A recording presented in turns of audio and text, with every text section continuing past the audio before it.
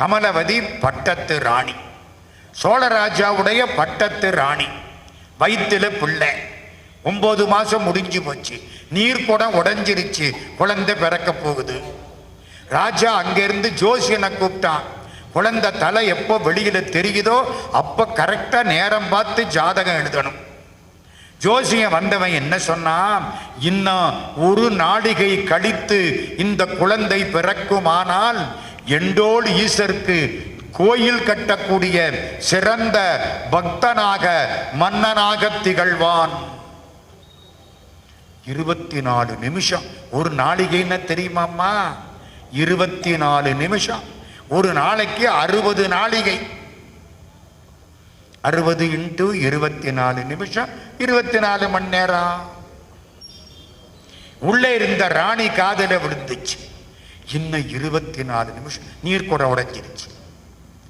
தாய்க்கு தாம்மா அந்த கவலை தெரியும், நமக்கு தெரியாது. கைவலி வந்தா கை வலிக்கும், கால்வலி வந்தா கால் வலிக்கும், கண்மணி வந்தா கண் வலிக்கும், குழந்தை பிறக்கிற போது உடம்பெல்லாம் வலிக்கும்.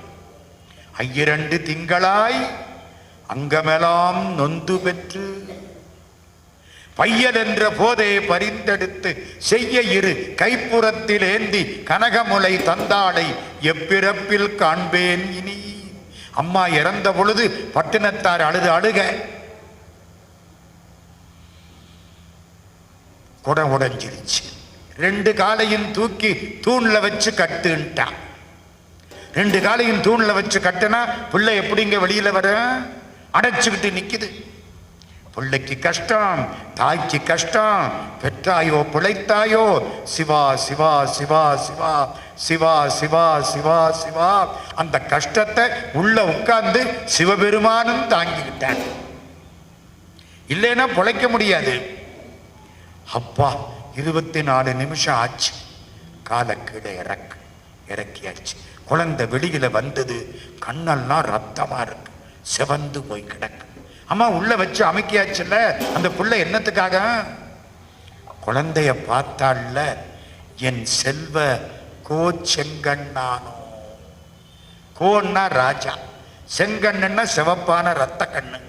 என் செல்வ கோ செங்கண்ணானோ சிவான்னா முடிஞ்சு வச்சு. இந்த தாயாரை கும்பிடணுமா வேண்டாமா?